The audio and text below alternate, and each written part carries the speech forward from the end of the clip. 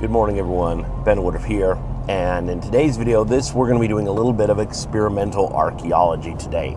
I'm heading out to the desert right now. I'm going to harvest some bark from juniper trees. Now, the reason why is the other day I was up at the University of Utah, at their museum, their Natural and Cultural History Museum, and I saw an artifact, and I thought, you know what? I want to demonstrate how that is actually made. So the tribes in Utah, going all the way back 10,000 years, all the way up to nearly modern day, were very resilient. They had a wide range of landscapes. They had high mountain peaks with aspens and firs and pines and snow and streams and wonderful fish to catch, and deer and elk and moose. And they had the West Desert, which is quite stark and harsh, very desolate by most world standards, and then the Colorado Plateau, which is the beautiful Red Rock Desert. It's so beautiful to our modern sensibilities, but is very hard to live in.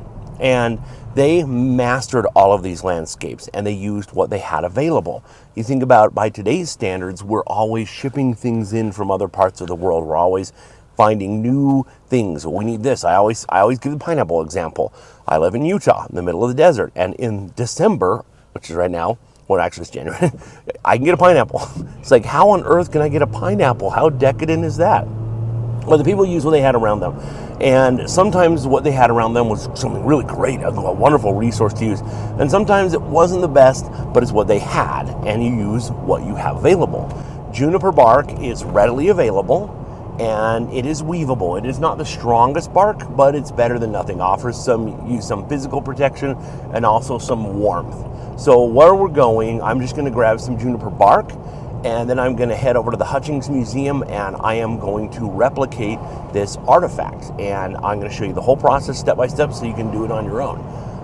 The interesting thing about this, a lot of these skills are kind of lost skills. How do you weave a mat? How do you weave yucca sandals? So some of these things are, and we're like, oh, and you'll have somebody like me, you'll have like an experimental archaeologist who will like, here, we're going to have a class and we're going to learn how, and we're going to do this. And everybody's like, wow, I made cordage, I made a sandal. And it's like this big thing that you feel proud of. But the funny thing is most of these skills you would have been learning since childhood.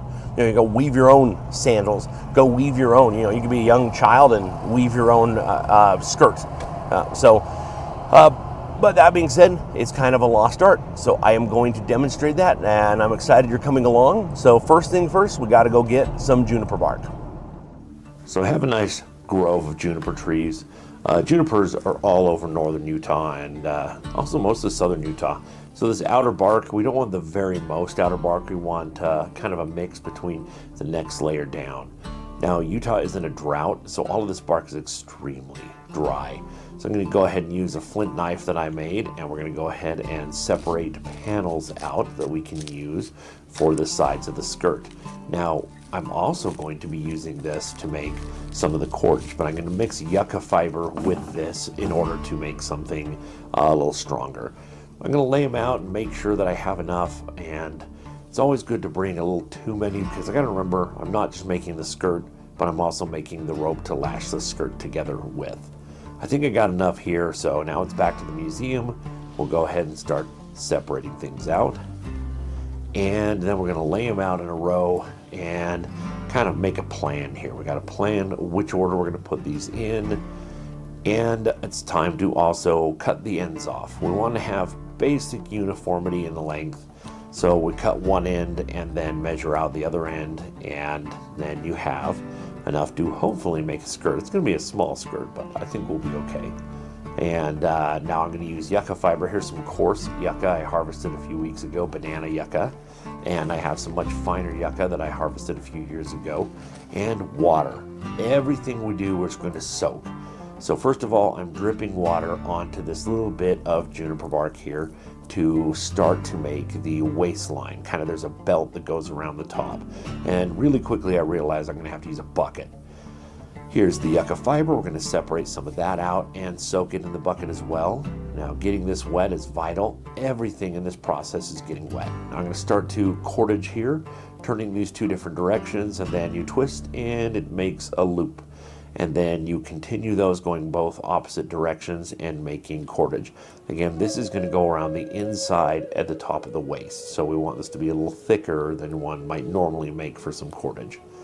Now, once we're getting in there a ways, we get some good rope going, and it's time to add in more to make this longer. So to do this, we take another bunch of fiber, fold it in the middle, and we're just going to wedge it right in there. As you can see, we're going to wedge it in and continue to twist the same directions we were already twisting. And in this way, we're just going to make that entire waistband. I think we got this long enough here because this has to be long enough to go around a waist and also have two ends to tie off. And we'll get to that in a minute. But I think we're long enough here. And we're going to cut off these little bits that are sticking out. We don't need that. So we're going to do a little trimming there. Now, I'm going to put our juniper panels in the bucket of hot water. Let them soak for, 20, 30 seconds. Then we fold them in half and lay them out in a row. Once they're all laid out like this, I think, again, I wish we had a few more, but I think this is what we're going to have to do with what we have here. I'm going to take the rope and start winding it through that top layer where all these juniper bark panels are folded. And once you get through that, then it's time to start making the actual skirt. So we'll take some cordage, wrap it around the side here, and we weave it so it goes over the other direction. And then we put the next panel in, weave it going over the other direction, over, under. And once you get through, then you have it looking kind of like this. Now, it's kind of loose. This first one usually is. And so you want to try to tighten it. And you do this tightening every other one because it's going to go over, under. So you tighten you skip one, tighten, skip one, tighten, skip one, tighten. And you go through the whole thing and make sure it's tight. Now, once the water dries out, it's not going to be as tight. So we'll go ahead and weave in the back. And now it's time to do the second row, which we do exactly the same as the first, but it's much easier than the first. Once that's done, then it's time to go ahead and do the third row. Same thing. The second and third rows are easy compared to the first row. And you see with the second row on there, it's not very bendable. So we're going to see what this is like when it's finished. With the third row completed, now we need to replicate the artifact. The artifact had braids at the end, even though it was cordage on the inside. So we're going to undo the cordage that we made, and we're going to braid it. Again, this is exactly what we saw at the artifact in the museum. It was a cordage throughout the middle, but braids on both ends.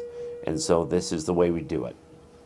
Now, these braids we're going to tie off on the bottom, and these are what are used to tie things together. And of course, we're going to snip off those little edges as well. And then what you have is a completed skirt, a yucca fiber skirt, a yucca and juniper. Actually, juniper and yucca. Juniper first, yucca second. So I think we did pretty good at replicating, again, what was at the museum. And if you look at this, you can see, again, things are not uniform. I think it's more care and effort was put to have some uniformity here, but I think we did a pretty good job of replicating it. So what is it like to actually wear this? And we're going to let somebody try it on and see what they think. All right. Hey guys, this is Sister Westman at the Hutchings Museum. I'm standing here with some ancient clothing. We've got a yucca cape from the marsh cane. It's from Southern Paiute tribes.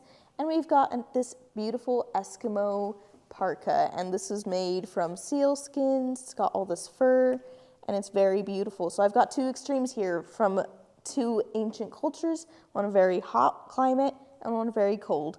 And what I'm wearing here is this juniper skirt, and it's a little bit short. It's a little bit too small in the front here, as you can see, but this was handmade, and I'm just wearing this. It's a little bit wet. So ancient Native Americans would wear this, and this is a thing that they would wear in Utah. And you can see it's made of all these juniper strips that are braided together. They've been woven, tied up, and it's just a lot of this bark. And it looks at first glance very scratchy, very uncomfortable, But because juniper bark is so easily frayable and so easily able to be tied up in these sort of strings, it's actually not too scratchy. So wearing this now, it is a little bit wet, so that's going to affect it. But it is surprisingly softer than you'd think. And it's also very heavy. This is a very heavy skirt. So what this is going to do is it's going to provide some protection. That's going to mostly protect from smaller things, insects or snakes, just various small things that are going to be attacking you. But it also covers a little bit of, obviously, the modest areas. And in ancient cultures, this would come in the front. This one's just a little bit small. But you just tie it in the front here, and it covers your back, just like that. And this is going to be really good for travel, as the wood, again, that's going to protect you from insects, from various weather things. It's not going to be too good for sitting, as it's not very flexible, but for a wooden skirt, it's surprisingly very nice to wear.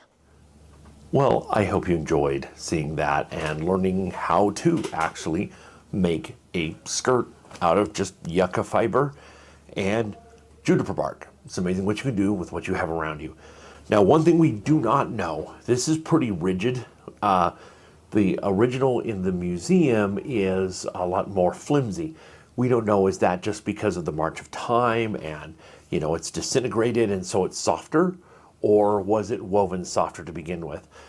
Because when you look at what I made, you know, the uniformity is off in the weave, but it's the same on the original. Definitely there is more effort made to have uniformity in the width of each of the panels going around the skirt.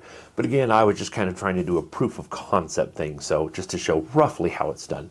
If you were making something nice, obviously you would take more time and do it right, but I think still what we ended up with was something pretty close to what was in the museum. So I hope you enjoyed coming along on this journey. I appreciate if you would let me know your thoughts on this, and if you haven't already, if you could hit subscribe, I very much appreciate it. And always remember that life is a gift.